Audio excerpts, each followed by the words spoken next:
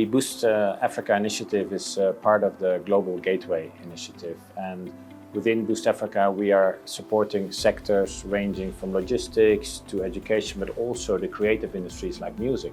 We have a strong focus on youth and women-led businesses, and just to name a few companies, we've supported POA Internet, Shamba Pride, Duraco Digital Insurance, and many others.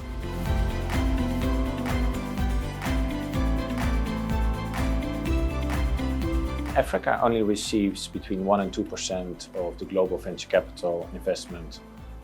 And if you look at the population, which is nearly 20% of the global population, you can see there's a big mismatch. And this triggered us to launch this initiative. We would like to bridge that gap. And to do that, we have joined in this initiative with the African Development Bank, and we are supported by the European Commission.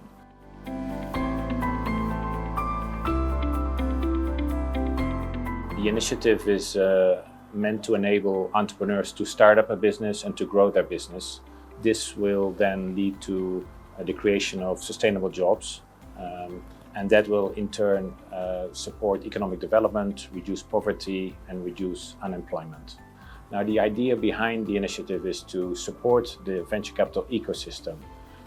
So we are supporting at a higher level, we are supporting the incubators, accelerators, early stage and growth stage fund managers, who then in turn invest in companies from inception stage to growth stage, all the way to more mature companies.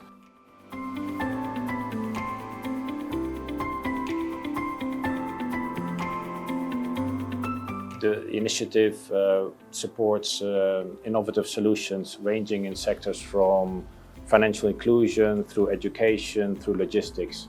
It allows entrepreneurs to open new markets and create new markets.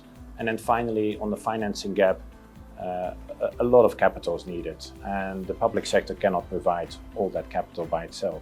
So what we have done in this initiative, which is quite unique, is to find a way to attract private sector money into these venture capital funds. And the way we do this is through investing in a junior tranche, or you could also call it a subordinated tranche. This means that we, as European Investment Bank, are taking some of the losses, if there are losses. So we're shielding the private sector from some losses. Or if there is a lot of profit, we will take less profit and we'll give more of the profit to the private sector. In a way, changing the risk-reward model of these venture capital funds. And this has really been a successful way of doing it, because we see a lot of private sector money coming into these funds. So in a way, Boost Africa is a unique proposition for young entrepreneurs in Africa.